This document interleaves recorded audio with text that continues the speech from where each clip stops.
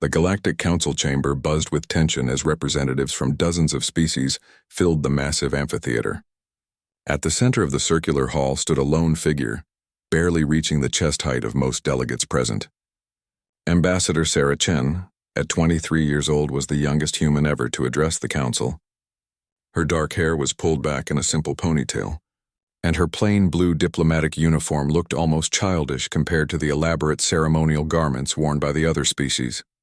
The Vraxian delegate, standing nearly 3 meters tall with his crystalline carapace gleaming under the chamber lights, let out a sound that resembled grinding stone. It was their equivalent of laughter. The humans send us a pup to negotiate the pack accords? This is either an insult or a joke. Murmurs of agreement rippled through the assembly. The Kelhari representative, her 6 arms gesturing dismissively, added her melodic but condescending voice to the chorus. Surely Earth understands the gravity of these proceedings. The pack accords determine the hierarchy of interstellar civilization. Only the strongest alpha may lead. Sarah stood perfectly still, her hands clasped behind her back. She had expected this reaction. Humanity had been trying to join the Galactic Pact for over a century, ever since first contact had been established. Every attempt had ended in rejection. The Council viewed humans as weak, technologically inferior, and most damning of all, lacking a proper alpha structure. The Pact system governed all interstellar relations. Each species had to prove their alpha's dominance through various challenges: military might, technological superiority, psychic abilities, or ancient bloodlines. The Zephyrians had claimed leadership through their mastery of quantum manipulation. The Thorcan Empire maintained their position through sheer military force. The mystical ethereals held influence through their prophetic abilities. Humanity had tried everything. They had sent their greatest military leaders, who were dismissed as crude barbarians. Their most brilliant scientists were considered primitive tinkerers. Their politicians were labeled as deceptive weaklings. Each rejection had pushed humanity further to the margins of galactic society, limiting their access to trade routes, advanced technology, and diplomatic protection. The current pack leader, a Zephyrian named Vaxhai, materialized at the center podium. His species existed in a state of controlled energy, their forms shifting between solid matter and pure light. When he spoke, reality itself seemed to bend around his words. Human delegation, you have requested audience for the 100th time. Your species has proven repeatedly that you lack the fundamental characteristics of pack leadership. Why should we waste our time with yet another failed candidate? Sarah stepped forward, her boots clicking against the polished stone floor. The sound echoed in the sudden silence. Honored pack leader, esteemed delegates, I am not here to repeat the mistakes of my predecessors. I understand why humanity has been rejected. We don't fit your traditional definition of alpha strength. The Brutarian delegate, a massive creature resembling a walking boulder, slammed his fist against his podium. Then why are you here, small one? Do you mock us with your presence? I'm here because you've all been asking the wrong question, Sarah replied, her voice carrying clearly through the chamber despite its soft tone. You've been trying to determine which alpha is strongest, but you've never asked which alpha can unite the pack when it faces extinction. The chamber fell silent. Several delegates exchanged glances, their various forms of communication creating a subtle undercurrent of anxiety. Vaxhai's energy form pulsed with interest. Explain yourself, human. Sarah activated a holographic projector, filling the air above the assembly with star charts and tactical displays. 3 months ago, our deep space monitoring stations detected something approaching from the galactic rim. Long-range scans indicate a massive fleet of unknown origin, moving systematically through star systems and leaving nothing behind. No survivors, no wreckage, no trace that civilizations ever existed there. The displays showed system after system going dark, a creeping void of silence spreading toward the galactic core. The pattern was unmistakable and terrifying. The Devourers, whispered the Kelhari delegate, her melodic voice cracking with fear. You know of them? Sarah asked. The ancient ethereal representative, a being of pure thought housed in a crystalline shell, spoke with a voice like distant thunder. They are legend, stories told to younglings about the darkness between stars. We believe them to be myth. They're real and they're coming, Sarah continued. Our projections indicate they'll reach the outer colonies within 18 months. The inner systems, including all of your homeworlds, within 5 years. Chaos erupted in the chamber. Delegates shouted in dozens of languages, their translator systems struggling to keep up with the cacophony of fear and denial. Some demanded proof, others called for immediate military action, while a few simply sat in stunned silence. HFY raised his energy form, and power crackled through the chamber, demanding silence. Even if this threat is real, what does it matter? The pack will face it as we have faced all challenges, through strength and dominance. The strongest alpha will lead us to victory. Will they? Sarah asked quietly, but her words cut through the noise like a blade. Your strength is individual. Your dominance is over each other. When has the pack ever truly united? When has any alpha put the survival of all species above their own power? The truth of her words hung in the air like a weight. The pack had existed for millennia, but it had always been a hierarchy of competition and dominance. Wars between member species were common. Resources were hoarded. Technology was kept secret. The idea of true unity was foreign to their nature. Humans have been rejected because we don't dominate, Sarah continued. We don't have the strongest weapons, the most advanced technology, or the most powerful psychic abilities. But we have something you've never valued. We cooperate, we adapt. We find ways to turn weakness into strength. She gestured to the star chart still floating above them. Look at our history. Every time we've faced extinction, every time we've encountered something stronger than us, we've survived not through dominance, but through unity. We've taken technologies from a dozen species and made them work together in ways their creators never imagined. We've turned enemies into allies, competitors into partners. The chamber remained silent, but Sarah could feel the shift in atmosphere. For the first time in over a century, the delegates weren't looking at humanity with dismissal or contempt. They were listening. I'm not asking you to accept me as your alpha because I'm the strongest, Sarah said, her young voice carrying the weight of her entire species' hopes. I'm asking you to consider what kind of alpha you'll need when the Devourers arrive. Someone who can unite the pack not through fear or dominance, but through trust and cooperation. Someone who can turn your individual strengths into collective power. She paused, meeting the gaze of each delegate in turn. The question isn't whether humanity deserves to lead. The question is whether any of you can afford to face the coming darkness alone. The silence that followed was different from before. It was the silence of minds reconsidering everything they thought they knew about strength, leadership, and survival itself. The emergency session of the Galactic Council convened 12 hours after Sarah's presentation. The chamber atmosphere had changed dramatically. Gone were the casual dismissals and condescending laughter. Instead, urgent whispers filled the air as delegates huddled in species-specific groups, their conversations tense and rapid. Sarah sat alone in the human delegation section, a small island of calm in the sea of anxiety. She had spent the night reviewing intelligence reports and preparing for what she knew would come next. The other species needed proof that humanity could deliver on their promises of unity and cooperation. HFY materialized at the center podium, his energy form flickering with barely contained tension. The council has deliberated through the night. We have confirmed the approaching threat through our own long-range sensors. The situation is grave. A collective shudder ran through the assembly. The pack's most advanced species admitting to fear was unprecedented. However, HFY continued, accepting human leadership based on unproven claims of cooperation would be foolish. If humanity wishes to be considered as alpha, they must demonstrate their abilities through the traditional challenges. Sarah stood up. I'm ready to accept any challenge the council deems appropriate. The Vraxian delegate stepped forward, his crystalline body chiming with movement. The challenges will not be traditional ones, human. We will not test your individual strength against our champions.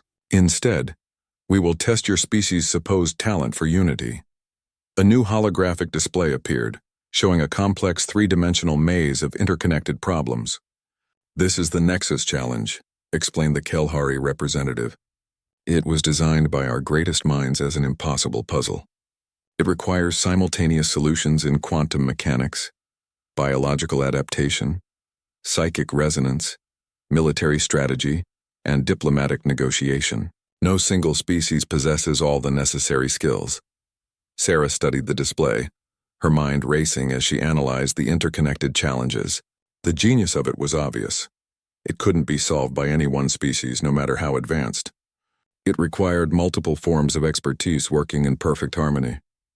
The catch, added the Brutarian delegate with what might have been a smile on his rocky features, is that the representatives from each contributing species must be physically present in the same chamber.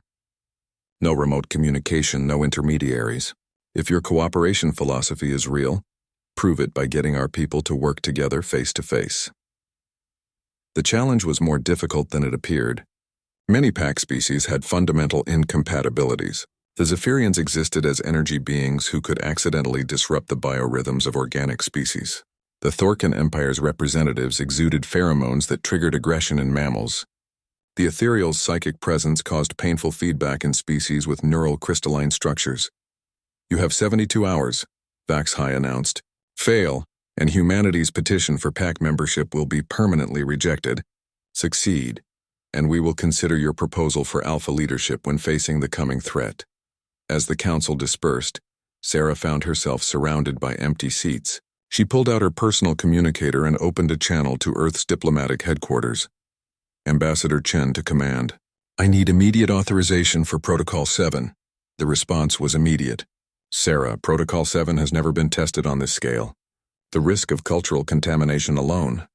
Sir, with respect, we're facing extinction. Cultural purity won't matter if we're all dead.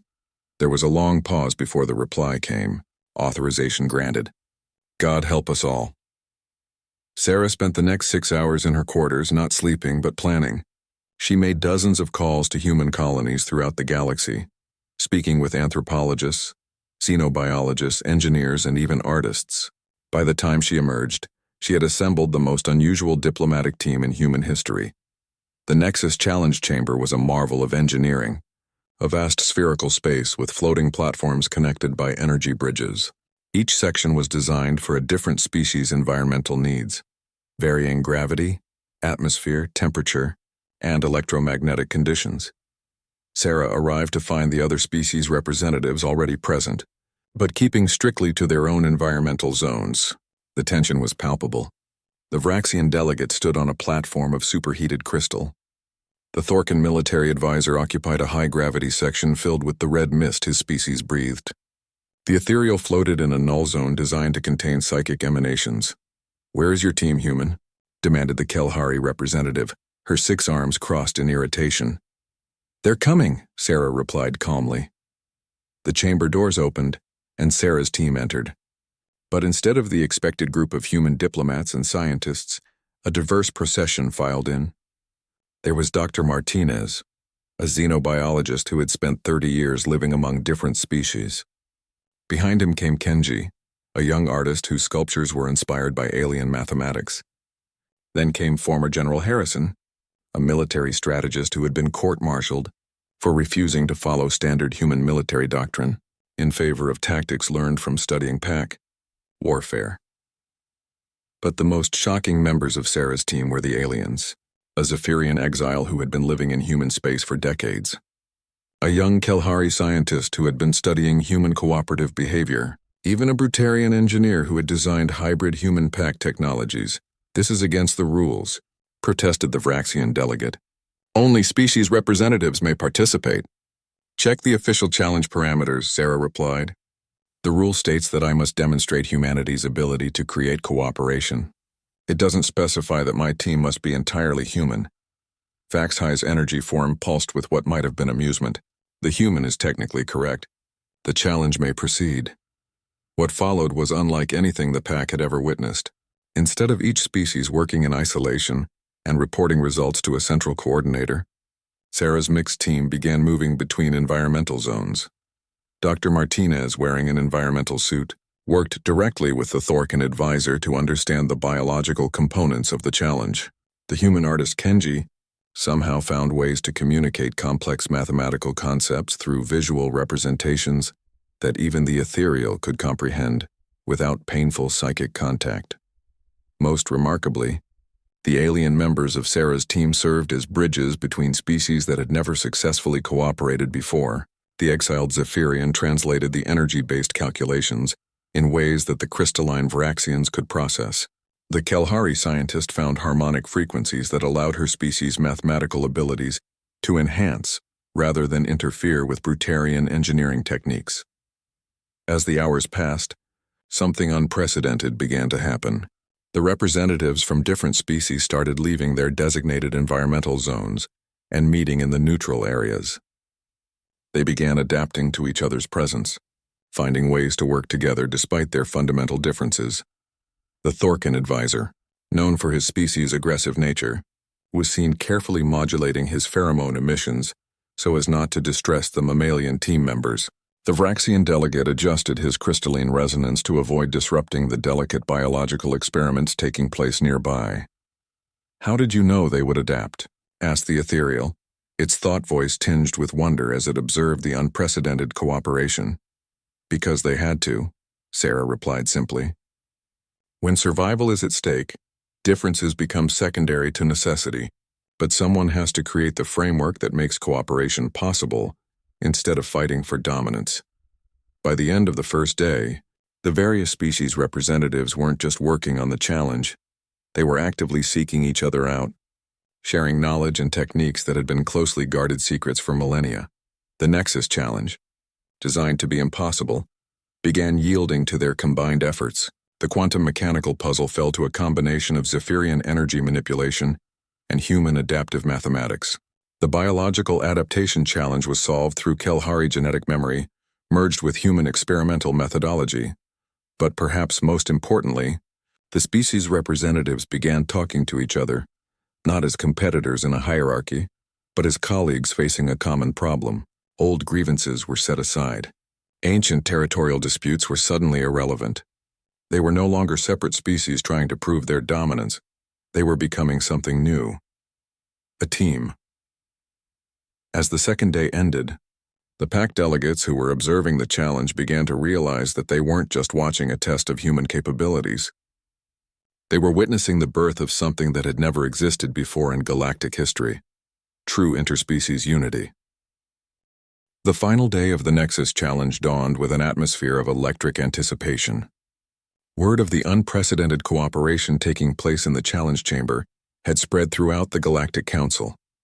Representatives who had initially dismissed the proceedings as a futile human gesture now crowded the observation decks, watching in fascination as species that had been enemies for centuries worked side by side. Sarah stood at the central platform, surrounded by her mixed team and the pack representatives who had gradually abandoned their isolated environmental zones. The challenge's final component lay before them, a massive, holographic construct that represented a simulated version of the approaching Devourer fleet. "The tactical simulation requires perfect synchronization," announced the Brutarian delegate, who had become the unofficial coordinator for the military aspects of the challenge. His rocky features had softened from their initial hostility to something resembling respect. "Every species must contribute their unique capabilities at precisely the right moment, or the simulation will detect the gaps and classify our response as a failure." The Kelhari scientist, her 6 arms moving in complex patterns as she interfaced with the quantum computers, looked up from her calculations.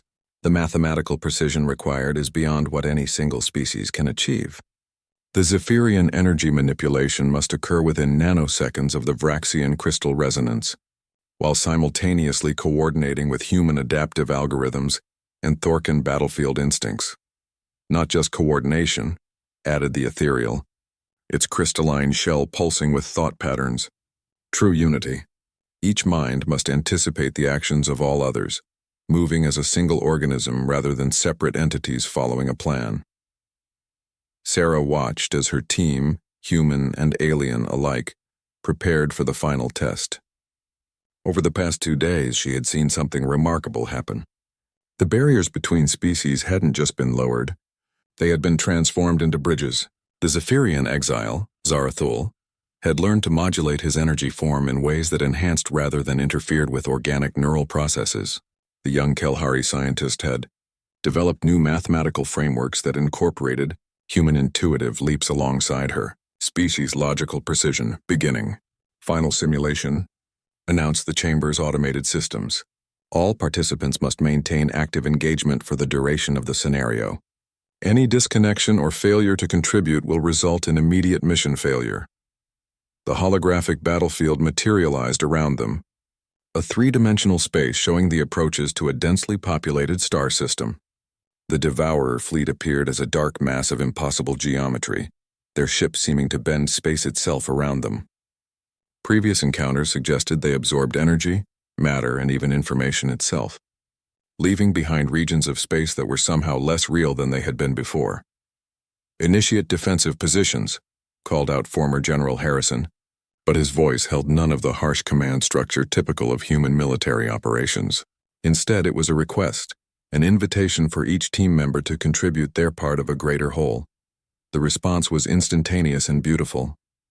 The Zephyrian delegate, no longer an observer but a full participant, began manipulating the quantum foam around the simulated fleet, creating pockets of instability that slowed their advance. The Vraxian worked in perfect harmony, using crystalline resonance to amplify and focus these quantum distortions. The Thorkin advisor's tactical instincts, enhanced by human adaptive strategies, identified weak points in the enemy formation that no single species would have noticed. His aggressive nature, instead of being suppressed, was channeled into precise strikes at exactly the moments when the Zephyrian Vraxian quantum manipulation had weakened the enemy defenses. Dr. Martinez's xenobiological expertise proved crucial when the simulation revealed that the Devourers weren't purely technological entities. They were something far more disturbing, a symbiosis of dark matter organisms and corrupted artificial intelligence. Understanding their nature required insights from biological adaptation, quantum mechanics, and information theory working in perfect synthesis. "The pattern is becoming clear," the ethereal announced, its thoughts flowing seamlessly into the minds of all participants without causing the usual painful feedback. "They are not invaders in the traditional sense. They are entropy given purpose, seeking to return the universe to a state of maximum disorder. Then we counter with maximum order," Sarah replied, her voice carrying a confidence that surprised even her. Not the rigid order of hierarchy, but the dynamic order of cooperation. What happened next would be studied by xenosociologists for generations to come. The mixed team didn't just work together. They began to think together. Human creativity merged with Kelhari mathematical precision. Zephyrian energy manipulation was guided by Brutarian tactical instincts. Vraxian analytical capabilities were enhanced by Thorkin aggressive determination. The simulated battle became a dance of perfect coordination. Each participant moved not according to preset roles or species-typical behaviors, but as part of a greater intelligence that incorporated all their strengths while compensating for individual weaknesses. The Devourer's advance slowed, then stopped, then reversed. The simulation's defensive fleet, under the mixed team's guidance, had achieved something the program's designers had thought impossible. They had not just defeated the enemy, but had actually reversed the entropy damage the Devourers inflicted on space itself. As the simulation ended and the holographic battlefield faded, the challenge chamber fell silent. The mixed team stood together, their various forms, human, crystalline, energy-based, and mechanical, creating a living symbol of unity that transcended species boundaries. The silence was broken by an unexpected sound. The Brutarian delegate was laughing. The deep, rumbling sound that emerged from his rocky throat was something his species rarely shared with others, a sign of genuine joy rather than mere amusement. "In 3,000 years of pack membership," he said, his voice filled with wonder, "my species has never experienced anything like this. We have been warriors, conquerors, defenders of our territory and our honor, but we have never been on-builders. We have never created something greater than ourselves." The Vraxian delegate's crystalline body chimed in harmonious agreement. The human was correct. We have spent millennia proving our individual strength, competing for dominance over each other. But true strength lies not in standing above others, but in lifting them up to stand beside us. Vaxhi materialized in the center of the chamber, his energy form brighter and more stable than Sarah had ever seen it. The Nexus challenge has been completed successfully. But more than that, it has revealed something we never knew we were missing. The pack leader's attention turned to Sarah, and for the first time she saw something in his shifting energy patterns that might have been respect. "Ambassador Chen, your species has demonstrated capabilities that extend far beyond what we initially understood. The question now becomes, are you prepared for what comes next?" What do you mean? Sarah asked, though she suspected she already knew. The pack has never had a true alpha, HFY replied. We have had dominant species, ruling through strength or fear or advanced technology. But we have never had a leader who could unite us as you have demonstrated. The question is not whether humanity deserves to join the pack. The question is whether you are prepared to transform what the pack becomes. Around the chamber, the representatives of the galaxy's most powerful species were nodding in agreement. The ethereal's thoughts flowed with approval. The Kelhari's melodic voice hummed with harmonious acceptance. Even the observing delegates in the viewing areas were showing signs of agreement. There is one final test, announced the ancient ethereal, its crystalline shell pulsing with prophetic energy. The cooperation you have demonstrated here was achieved under controlled conditions, with volunteers who were willing to participate. But true alpha leadership must be proven in the real world, under the pressure of genuine crisis. Sarah felt her heart rate increase. What kind of test? 3 days ago, while you were completing the Nexus challenge, we received a distress signal from the Kepler 442 system. A scouting force of devourers has arrived ahead of the main fleet. 7 billion civilians across 3 planets are trapped with no means of evacuation. The system's defense fleet has been completely destroyed. The weight of the revelation settled over the chamber like a physical force. This wasn't a simulation or a theoretical exercise. Real lives hung in the balance. If you can successfully coordinate a rescue mission using pack resources and the unity principles you've demonstrated here, then humanity will be recognized not just as pack members, but as the alpha species the galaxy needs to face the coming darkness. Sarah looked around at the faces, human and alien, that had become her team over the past 3 days. She saw determination, fear, hope, and trust all mixed together. How long do we have? She asked. The devourers will complete their consumption of the Kepler 442 system in 96 hours. HFY replied grimly. After that, 7 billion lives will simply cease to have ever existed. The command center aboard the Pack's flagship vessel, the Eternal Dominion, had never seen anything like the controlled chaos that now filled its halls.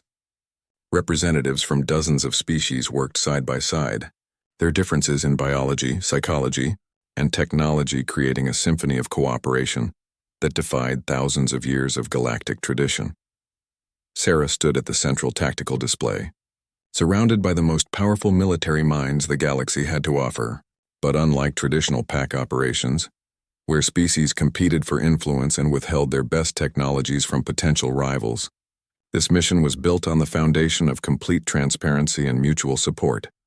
Status report, she called out, her young voice carrying an authority that would have seemed impossible just days earlier.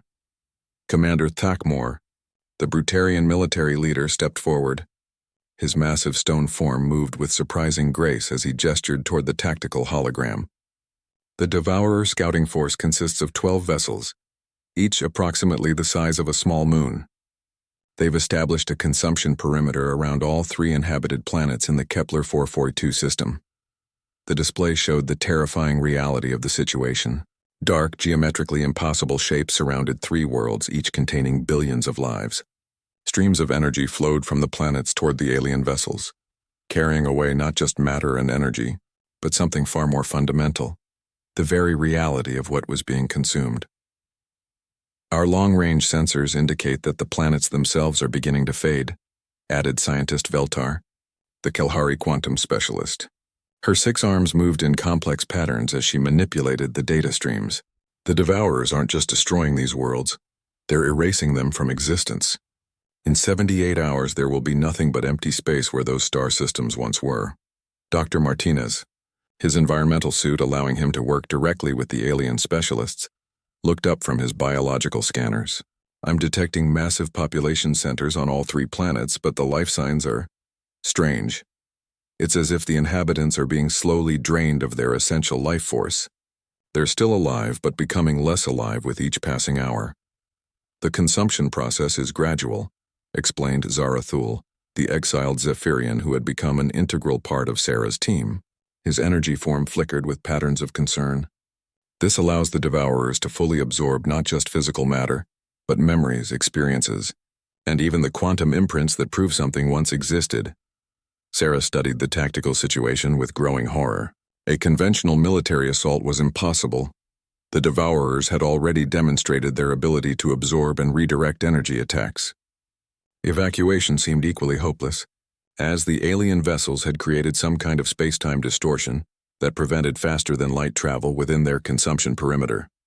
"What about our own evacuation capabilities?" she asked. "How many ships do we have available?"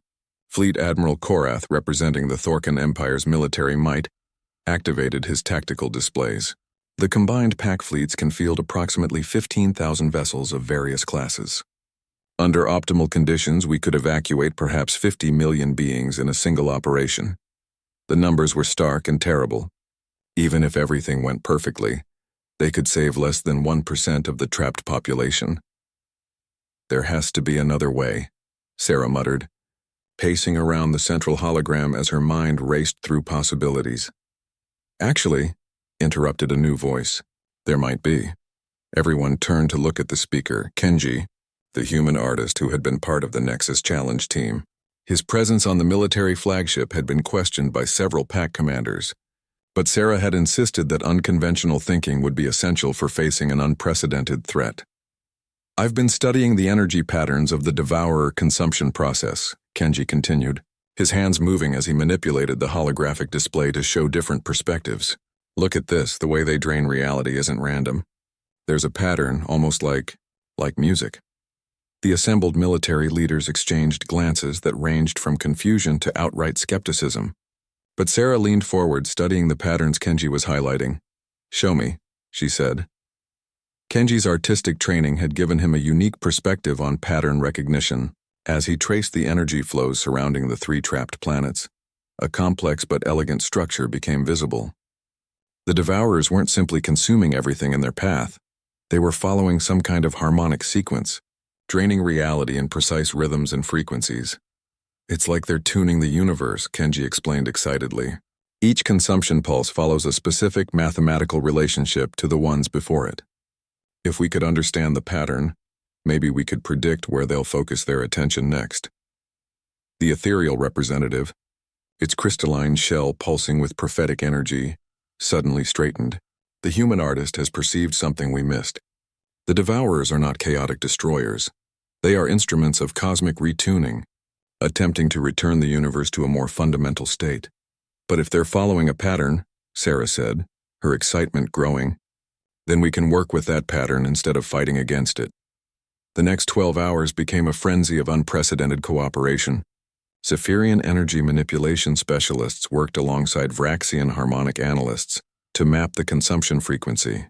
Brutarian engineers, guided by human adaptive algorithms, began designing technology that could phase shift entire populations in synchronization with the Devourer patterns. The plan that emerged was audacious beyond anything the pack had ever attempted. Instead of trying to fight the Devourers or outrun their consumption field, they would work within it. By matching the precise harmonic frequencies the aliens were using to drain reality, they could temporarily shift the trapped populations into a state of quantum superposition, existing and not existing. Simultaneously, it's like hiding in plain sight, explained Dr. Martinez. If we can phase the populations at exactly the right frequency, they'll be invisible to the Devourer consumption process.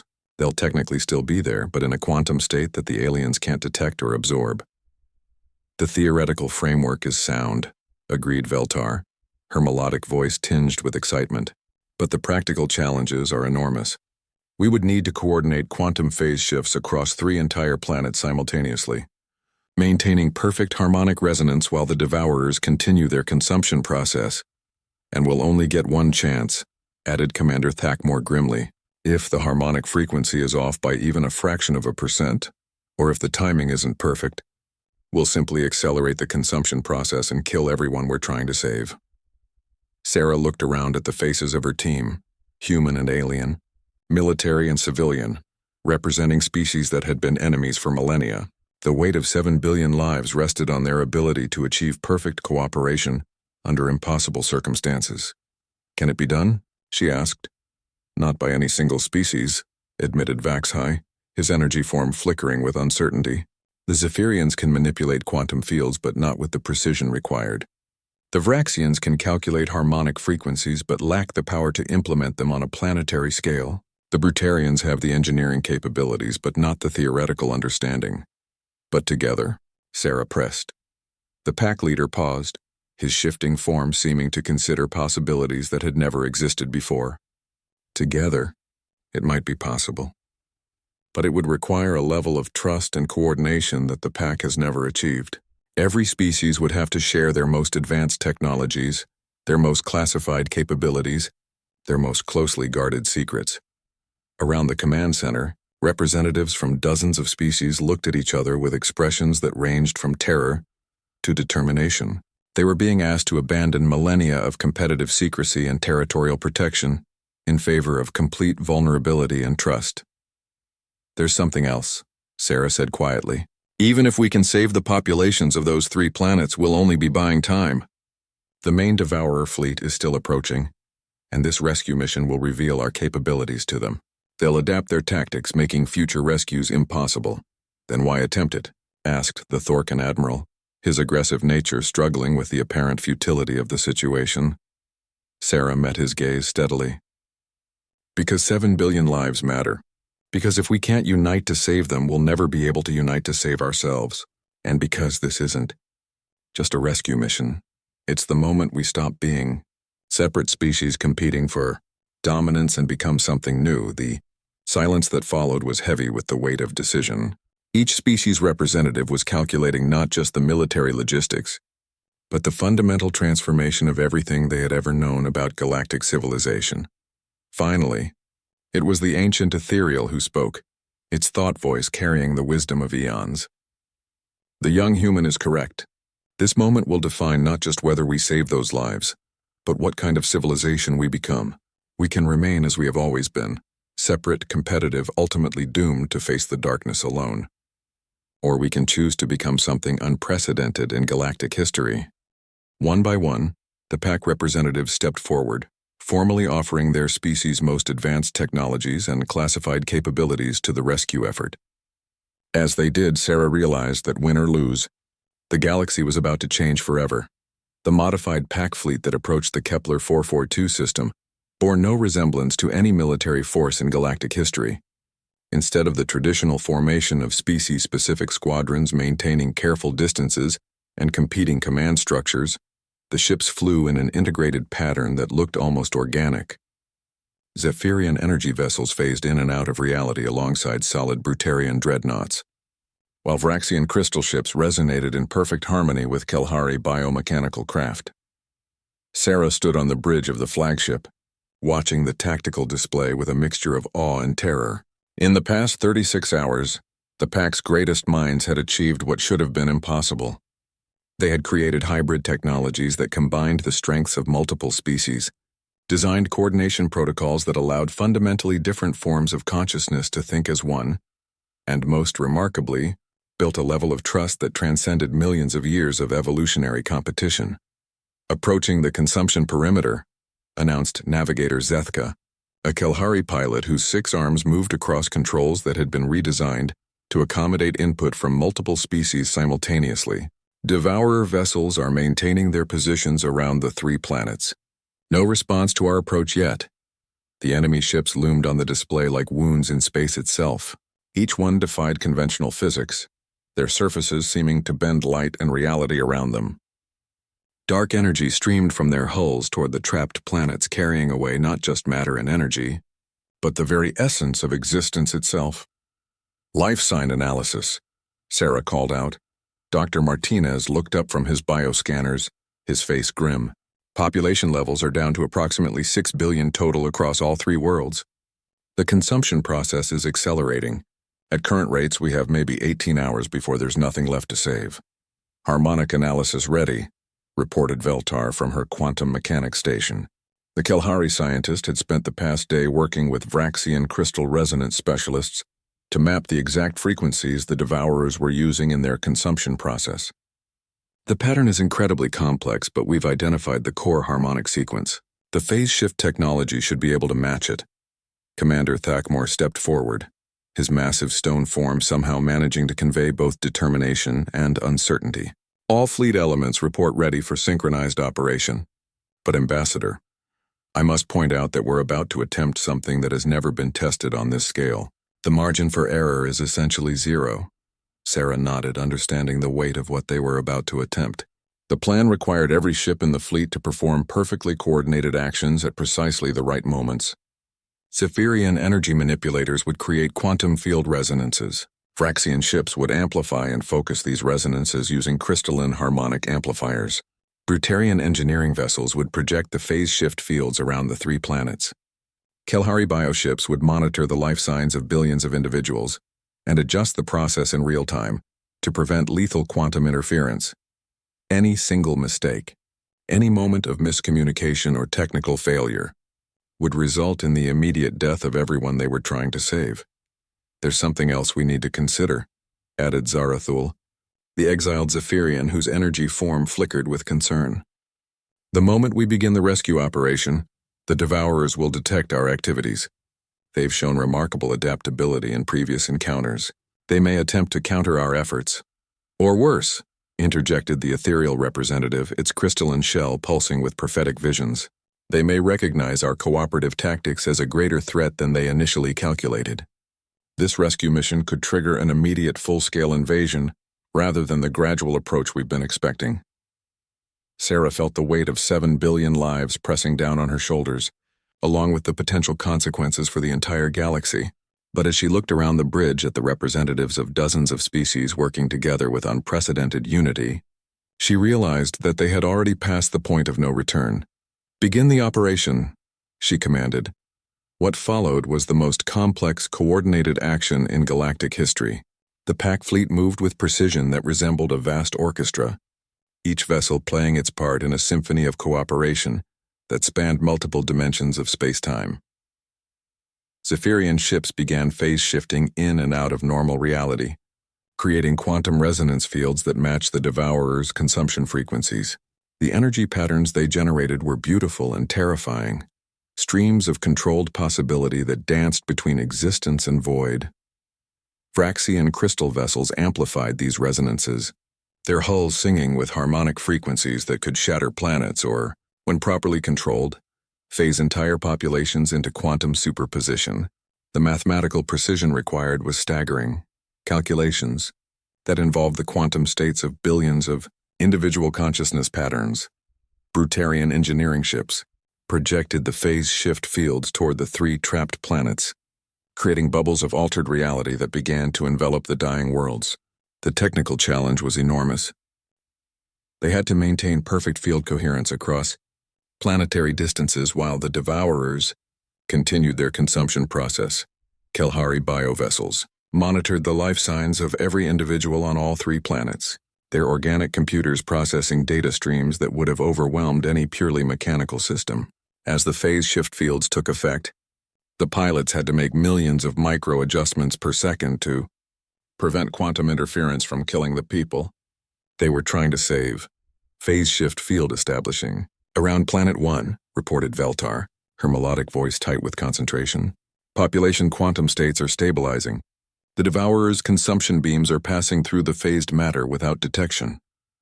On the tactical display, something miraculous was happening. The first planet, which had been fading from existence under the Devourers' assault, suddenly stabilized. Its population remained invisible to the alien consumption process while continuing to exist in quantum superposition. "Planet 2 coming online," announced another technician. "Harmonic resonance is holding steady. No signs of quantum decoherence." But as they began the phase shift process for the 3rd and largest planet, something went wrong. The Devourer vessels suddenly changed their behavior, their consumption beams shifting to new frequencies that began to penetrate the quantum phase fields. "They're adapting," shouted Dr. Martinez. "The Devourers have detected our interference and they're modifying their consumption patterns to compensate." Alarms began sounding throughout the bridge as the carefully calculated harmonic frequencies fell out of synchronization. The 3rd planet's phase shift field began to collapse, threatening to expose its 2 billion inhabitants to immediate consumption. Zephyrian units, "Adjust your quantum resonance by 0.7%, Sarah called out, her voice carrying across the fleet communication channels. Vraxian amplifiers increase harmonic output to compensate for the frequency shift. But the Devourers continued to adapt, their consumption beams cycling through different frequencies faster than the pack fleet could compensate. It was becoming clear that the aliens possessed some form of collective intelligence that allowed them to learn and counter new threats in real time. "We're losing coherence on Planet 3, reported Commander Thakmor grimly. "The phase shift field is collapsing. Impact in 30 seconds. Sarah's mind raced through possibilities. The conventional approach wasn't working. The Devourers were too adaptive, too intelligent. But then she remembered something Kenji had said about the consumption process resembling music, following patterns and rhythms that suggested a fundamental underlying structure. "All units, stop trying to hide from their frequencies," she commanded, her voice cutting through the chaos on the bridge. "Instead, harmonize with them. Match their patterns exactly, but add our own harmonic overtones." "Ambassador, that's incredibly dangerous," protested Veltar.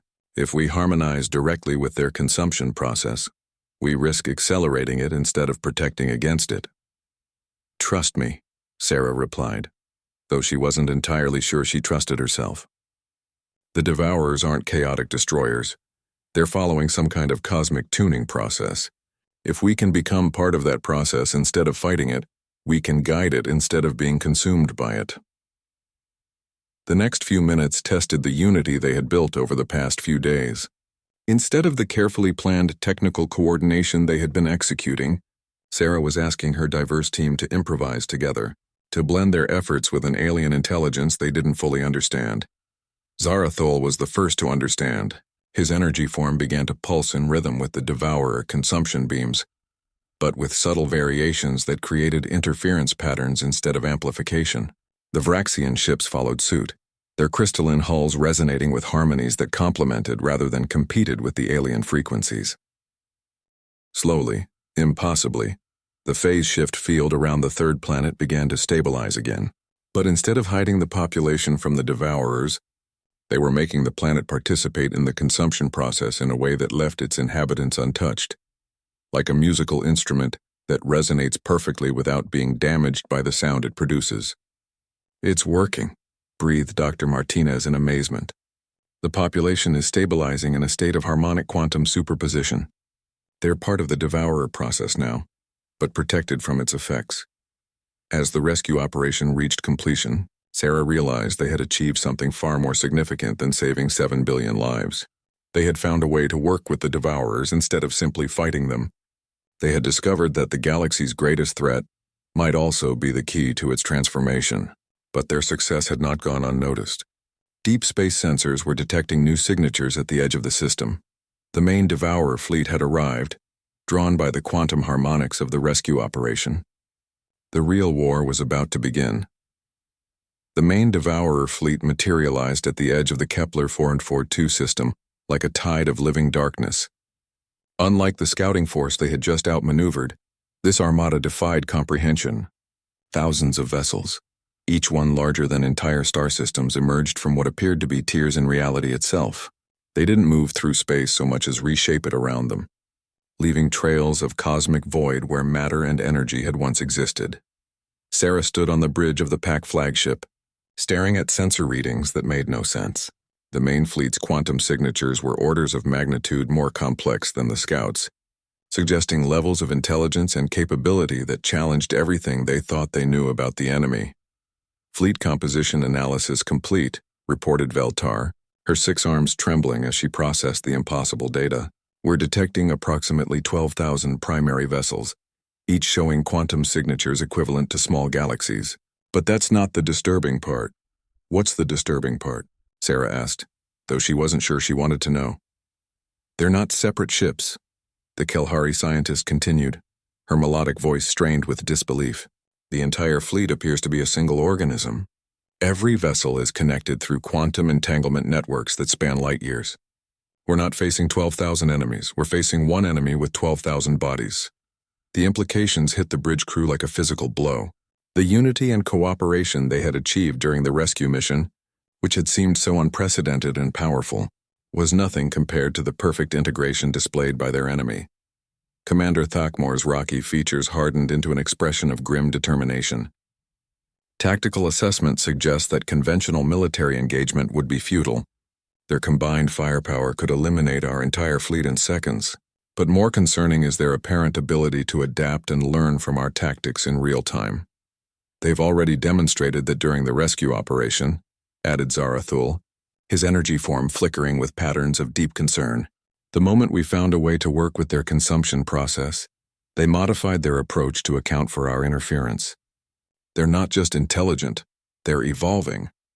As if responding to their discussion, the Devourer fleet began to change. The massive vessels rearranged themselves into new formations, their quantum signatures shifting to match the harmonic frequencies the pack had used during the rescue mission. It was clear they had not only observed the entire operation, but had somehow absorbed and integrated the cooperative techniques the pack had developed. They're learning to cooperate like us, Dr. Martinez observed, his bioscanners detecting unprecedented levels of intervessel communication throughout the enemy fleet.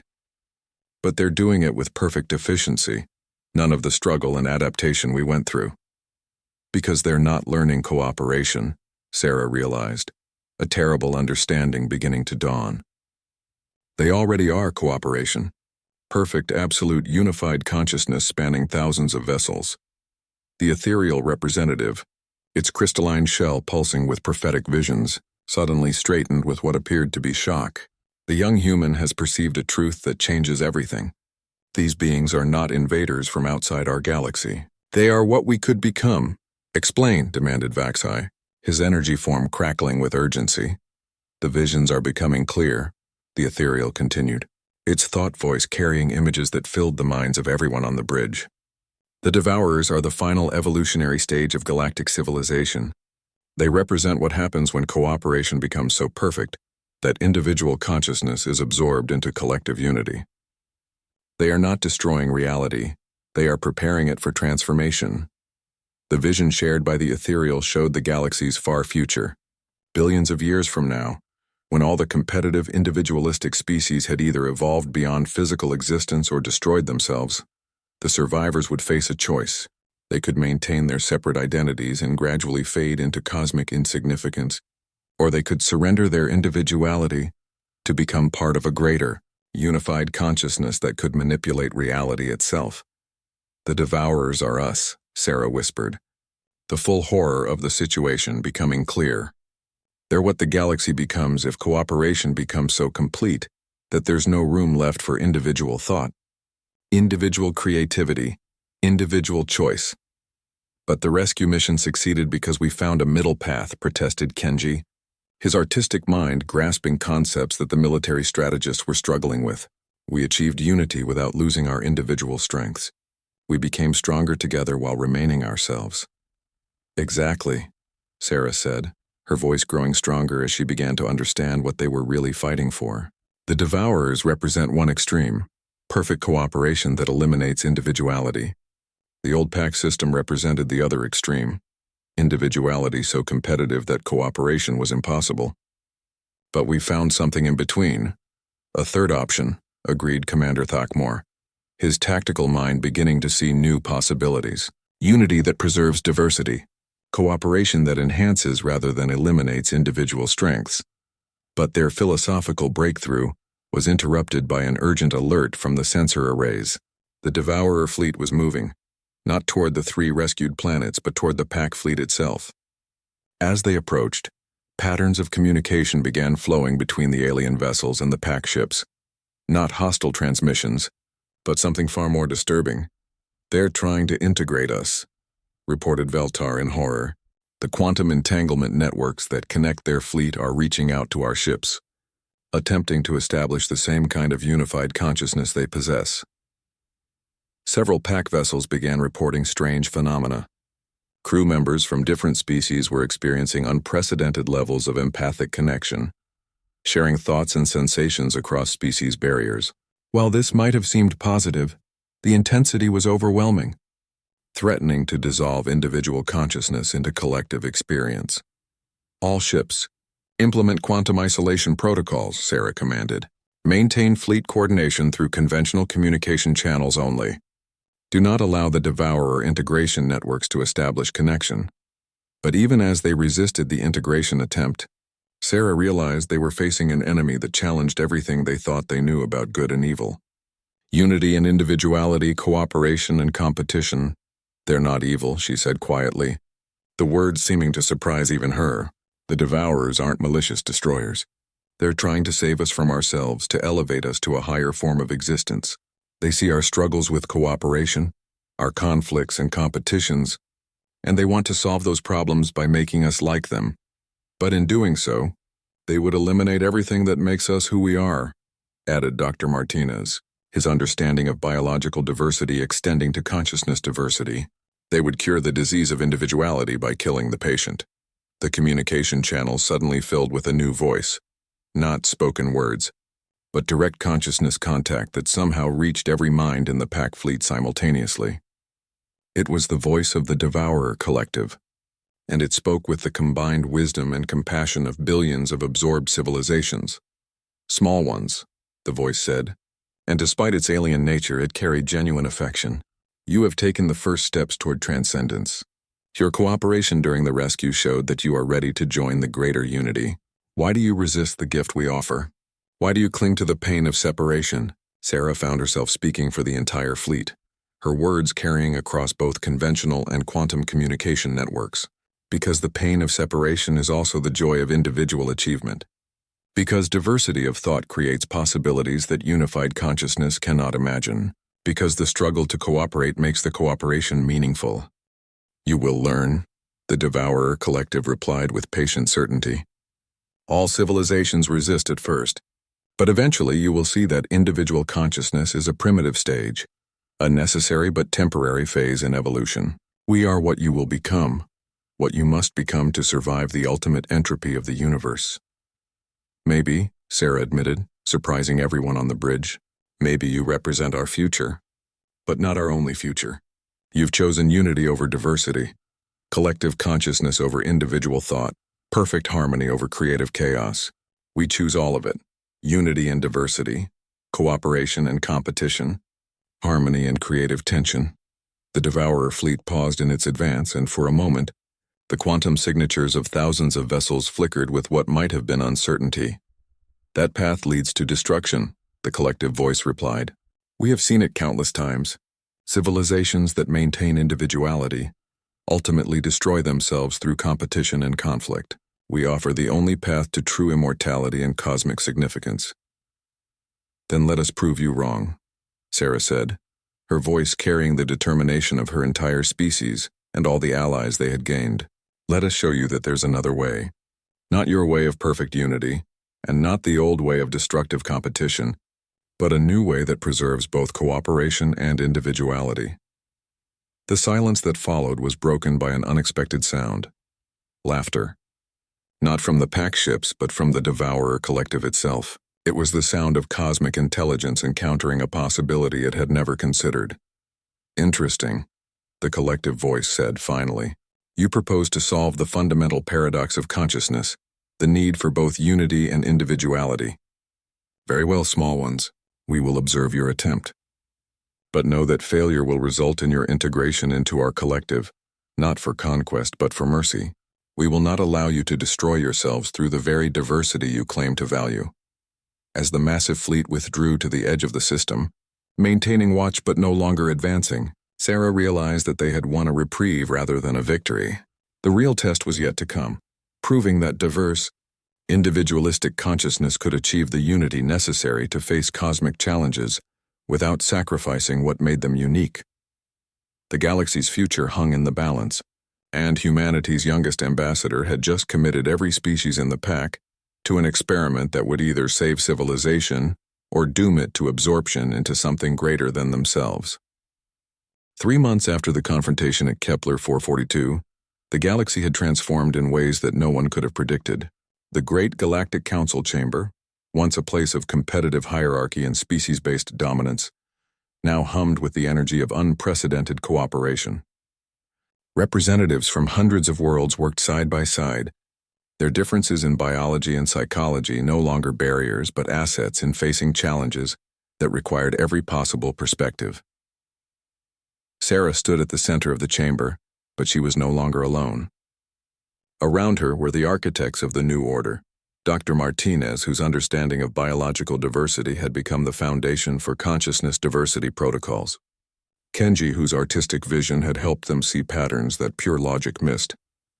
Commander Thakmore, whose military expertise had been transformed into protective strategies for vulnerable civilizations, and dozens of others from species that had once been enemies. But the most remarkable change was not in the personnel, but in the fundamental structure of galactic civilization itself.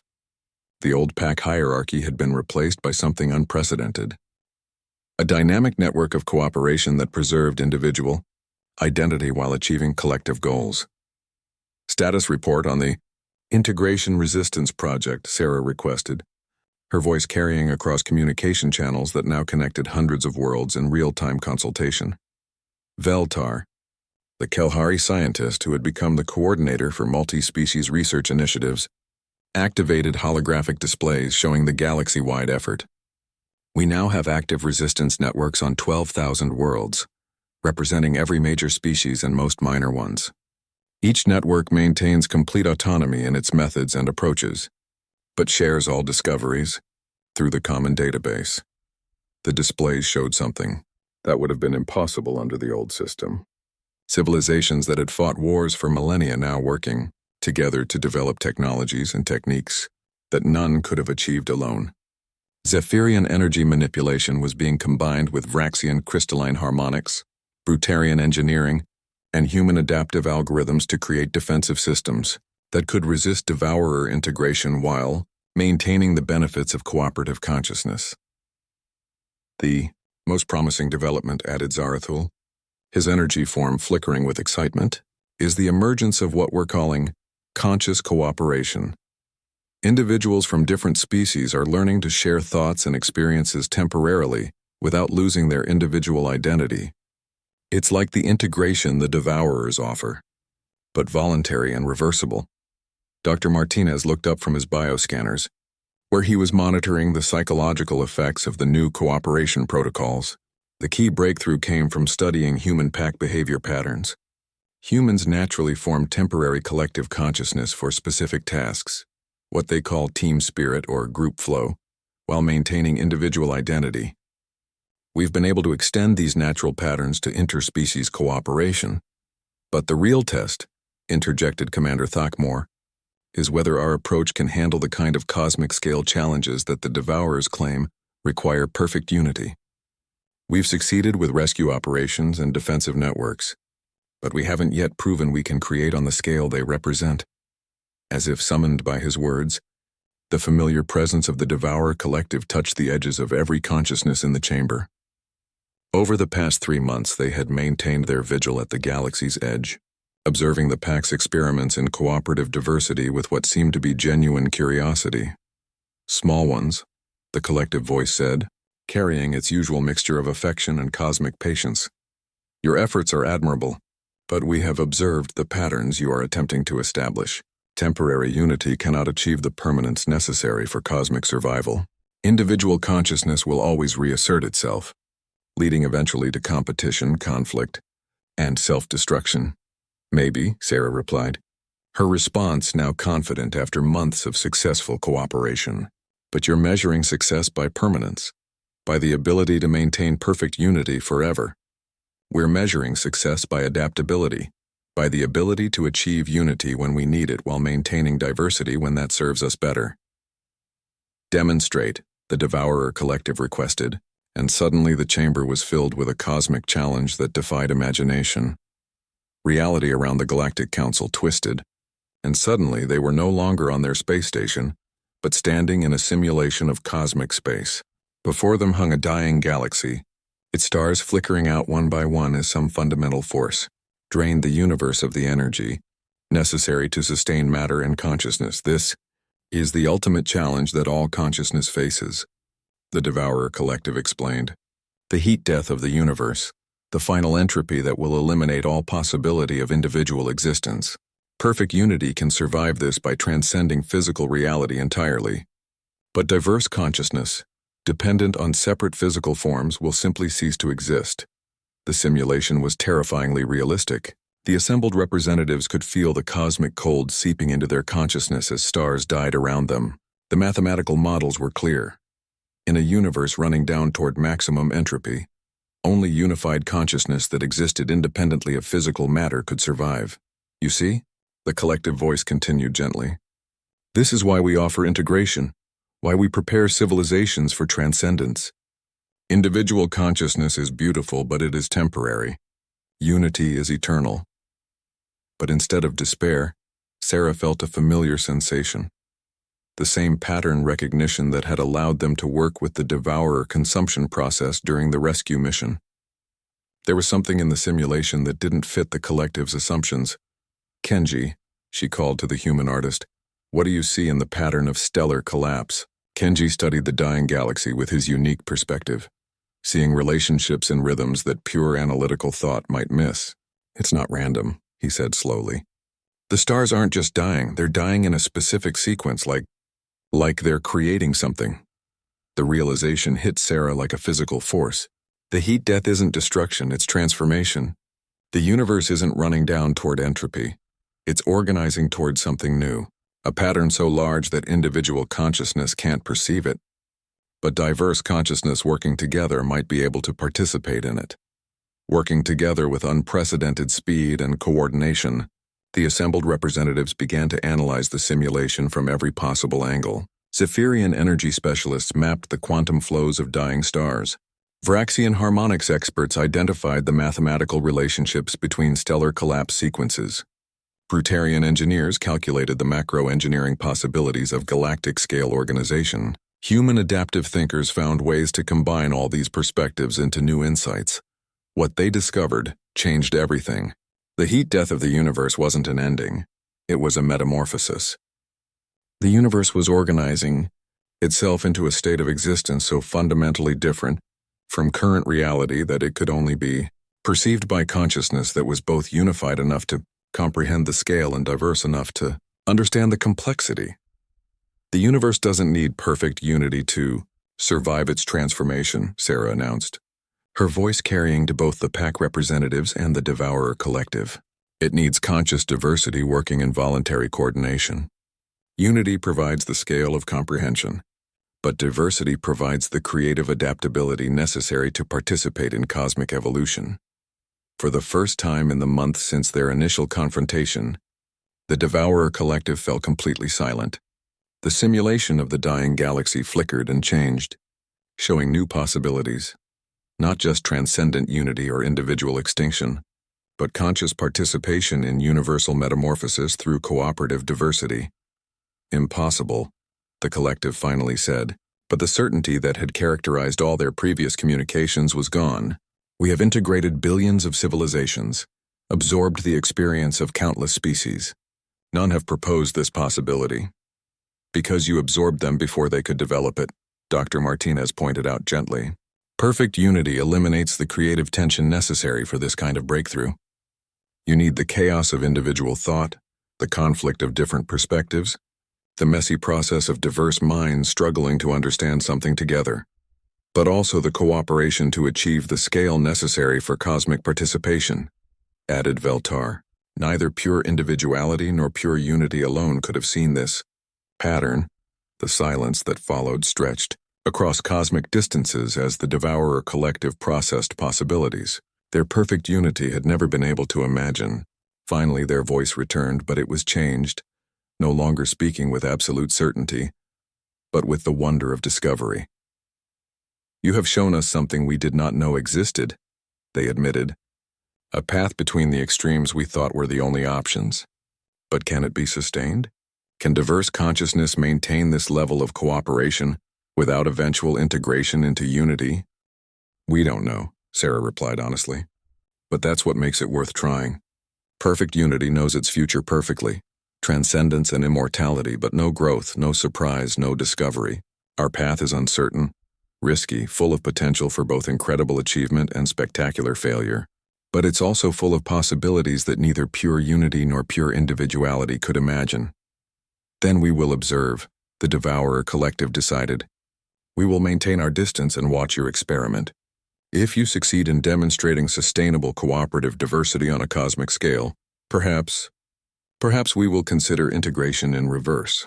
not absorbing individual consciousness into collective unity, but allowing unified consciousness to differentiate into diverse perspectives while maintaining cooperative connection. As the simulation faded and the council chamber returned to normal reality, Sarah looked around at the faces of beings from hundreds of species who had chosen to work together, while remaining themselves. They had found a third path, a way to be both united and diverse, cooperative and individual, strong enough to face cosmic challenges while maintaining the creativity and adaptability that made consciousness beautiful. The young human ambassador who had once been rejected by every alpha had become the architect of something unprecedented in galactic history. A new form of civilization that could face any challenge because it contained every possible strength while sacrificing none of the diversity that made those strengths possible. Humanity's greatest gift to the galaxy was not dominance or superior technology, but the simple radical idea that cooperation could enhance rather than eliminate individuality. In choosing to value both unity and diversity, they had created something that was truly greater than the sum of its parts. The galaxy would face its cosmic future not as perfect collective consciousness, nor as competing individual species, but as something entirely new, conscious diversity working in voluntary unity, strong enough to participate in universal transformation, while remaining creative enough to guide that transformation toward possibilities that no single perspective could have imagined. The pack had found its alpha not through dominance, but through the courage to remain themselves while becoming something more.